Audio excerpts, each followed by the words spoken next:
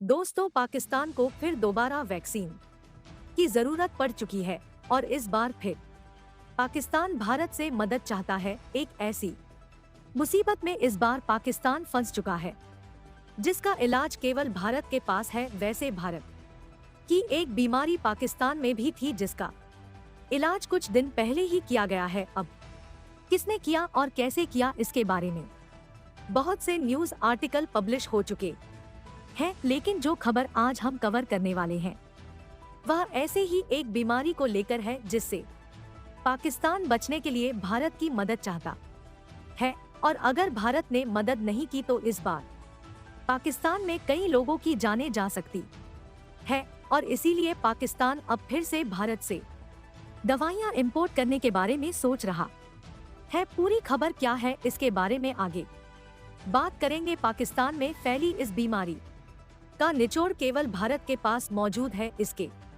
लिए इस वीडियो को लाइक जरूर करें, क्योंकि पाकिस्तान कितना भी चाहे वह किसी और देश से इस बीमारी का इलाज नहीं पा सकता। साथ ही इसी तरह और भी नॉलेजेबल वीडियो देखने के लिए चैनल को सब्सक्राइब जरूर करें। तो जिस तरह भारत पाकिस्तान की स्वरों से परेशान है, उसी तरह पाकिस्तान में कुत्तों की वजह से कई जाने जा रही है। दरअसल कुत्तों के काटने की वजह से रेबीज के मामले पाकिस्तान में कई गुना बढ़ चुके हैं, लेकिन इलाज के लिए रेबीज की वैक्सीन पाकिस्तान में अवेलेबल ही नहीं है। इस रिपोर्ट के मुताबिक रेबीज की वजह से पाकिस्तान में हर साल 5000 के आसपास जानें चली जाती है। आपको बता दें कि रेबीज के मामले में पूरे एशिया में पाकिस्तान पहले नंबर पर आता है और पाकिस्तान के बाद भारत और बांग्लादेश भी इस परेशानी का शिकार है। पर क्योंकि भारत दुनिया का सबसे बड़ा वैक्सीन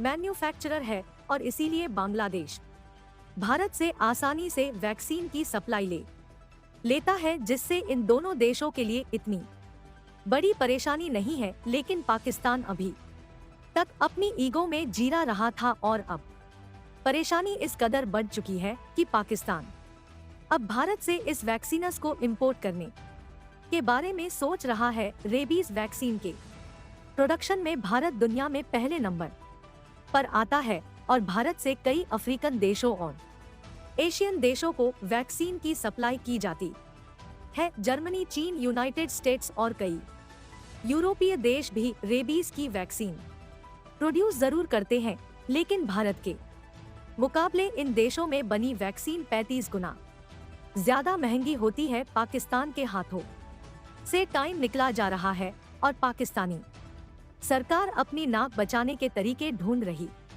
है। रिपोर्ट में यह भी सामने आया है कि पाकिस्तान WHO से इन दवाइयों की सोर्सिंग कर सकती है। कमाल की बात यह है कि WHO खुद इन वैक्सीन को भारत से खरीदता है। आपको बता दें कि भारत में हर साल रेबीज वैक्सीन की 5 मिलियन डोज प्रोड्यूस की जाती है। 5 मिलियन इतना बड़ा आंकड़ा नहीं है, पर पूरी दुनिया में हर साल करीबन 2 मिलियन रेबीज के मामले सामने आते हैं। हाल ही में पाकिस्तान के बुद्धिजीवियों ने यह बयान दिया था कि पाकिस्तान भारत से 300 युद्ध लड़ने के लिए तैयार है। सोचने वाली बात यह है कि पाकिस्तान अपने घरेलू कुत्तों से जंग नहीं जीत पा रहा। ऐसे में एक भी और लड़ाई क्या पाकिस्तान अफोर्ड कर सकता है, वह भी तब जब पाकिस्तान में हवा भी लोन लेकर चलती है। खैर, यह बात तो पक्की है कि पाकिस्तान डायरेक्टली या इनडायरेक्टली इस वैक्सीन की सप्लाई केवल भारत से ही करने वाला है। अब यह काम चोरी छुपे होगा या सबके सामने, यह तो आने वाला वक्त ही बताएगा। बाकी आपको क्या लगता है कि भारत को इंसानियत के नाते पाकिस्तान की मदद करनी चाहिए या नहीं? अपना जवाब कमेंट सेक्शन में बता सकते हैं। यह तो हो गई पाकिस्तान को एक्सपोर्ट होने वाली वैक्सीन की बात, जिससे भारत को काफी बड़ा मुनाफा होने वाला है। इसके अलावा भी भारत अब एनर्जी सेक्टर की हर उस टेक्नोलॉजी को हासिल करना चाहता है जिसको लेकर अभी हमें इंपोर्ट के भरोसे बैठना पड़ता था। पिछले 12 महीनों में जिस तेजी से नई टेक्नोलॉजी की बढ़ोतरी भारत में हुई है, उस तेजी को देखकर आज डेवलप देशों के अलावा वर्ल्ड फैक्ट्री कहाँ जाने वाला चीन भी हैरान है। मतलब यह है कि एनर्जी स्टोरेज टेक्नोलॉजी को लेकर चाइनीज और यूरोपीय कंपनी की बादशाहत खत्म होती चली जा रही है। दुनिया के 3 से 4 देश अभी तक जिन चीजों का इजाद करते थे उन्हें सीक्रेट तकनीकी बताकर डेवलपिंग देशों को बेचने के बाद मोटा मुनाफा कमा रहे थे। लेकिन अब भारत इस गैंग को तोड़ने के लिए कुछ ऐसे कदम उठा चुका है जिससे फ्रांस, जर्मनी, कोरिया और चीन जैसे देश अब केवल देखने के अलावा कुछ भी नहीं कर सकते। ऐसा देखा गया है कि जब भी किसी क्षेत्र में भारत कदम रखता है तो विकसित देशों की कुर्सियां डगमगाने लगती है। देखा जाए तो हर सेक्टर में भारत नई नई दुर्लभ तकनीक या तो विकसित कर रहा है या फिर इन तकनीकों को तेजी के साथ भारत में लाने की भरपूर कोशिश की जा रही है। वह इसलिए क्योंकि दूसरे देशों पर निर्भर रहने की गलती और उसके परिणाम भारत ऑलरेडी कई बार भुगत चुका है। तकनीक देने के नाम पर कई बार भारत का फायदा उठाया गया है और इन्हीं सबसे सीख लेकर अब भारत दुनिया की दूसरी फैक्ट्री बनाना चाहता है। आपने भारत में लिथियम के बड़े भंडार मिलने की खबरें सुनी।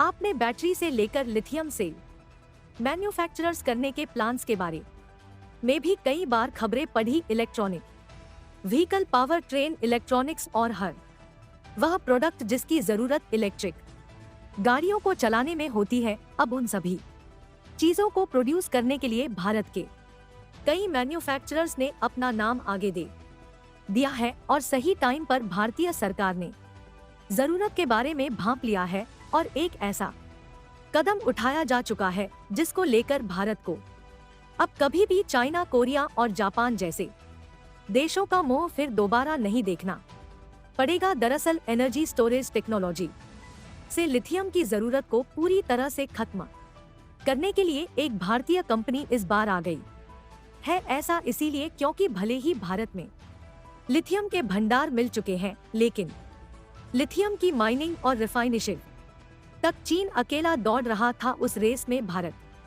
भी शामिल हो चुका है। आपको बता दें कि चीन दुनिया का पहला ऐसा देश बन चुका है जो ग्रिड स्केल पर सोडियम आयन बैटरी का प्रोडक्शन शुरू कर चुका है। इसका मतलब यह है कि सोडियम आयन बैटरीज अब इतने बड़े लेवल पर प्रोड्यूस होना शुरू हो चुकी है कि चीन में एक बड़े लेवल पर इसका इस्तेमाल ऑटोमोबाइल और स्टेशनरी एनर्जी ग्रिड में किया जा रहा है। लेकिन भारत की एक कंपनी ने भी कुछ ऐसा कर दिखाया है कि AIT टेक्नोलॉजीज ने स्वदेशी तौर पर सोडियम आयन बैटरी डेवलप कर ली है। लेकिन यह केवल इतनी सी खबर नहीं है।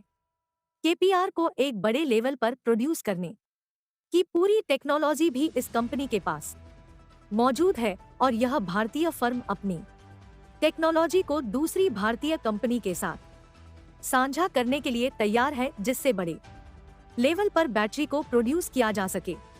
आपको बता दें कि सोडियम भारत के अलावा पूरे विश्व में भरपूर मात्रा में अवेलेबल है और इन बैटरी की कीमत लिथियम बैटरी से 30% कम होती है। कमाल की बात यह है कि इन बैटरीज को मैन्युफैक्चर करने का पूरा रॉ मटेरियल तक भारत में अवेलेबल है। लेकिन KPRPIT ने Indian institute of education and research Pune की मदद ली है और ISPR के साइंटिस्ट डॉ सतीश उगले की लीडरशिप में इस टेक्नोलॉजी को स्क्रैप से डेवलप किया गया है। कमाल की बात यह है कि ऐसे टाइम पर भारत से यह खबर निकल कर आई है जब चीन और जर्मनी दुनिया की पहली sodium ion battery power car launch कर चुका है। जर्मनी और चीन जैसे देशों में सोडियम आयन बैटरी एक्सपोर्ट करके भारत को बड़े लेवल पर फायदा मिलेगा या नहीं, आप लोग अपनी राय कमेंट में जरूर बताइए। इस वीडियो को यहीं पर खत्म करते हैं। इस वीडियो को एक लाइक जरूर करें और अपने दोस्तों तक इस वीडियो को शेयर करें ताकि उन्हें भी जानकारी मिल सके। इसी तरह और भी नॉलेजेबल वीडियो देखने के लिए अपने भरोसेमंद चैनल को सब्सक्राइब करके बेल नोटिफिकेशन को ऑल पर जरूर रखें। वीडियो को अंत तक देखने के लिए धन्यवाद।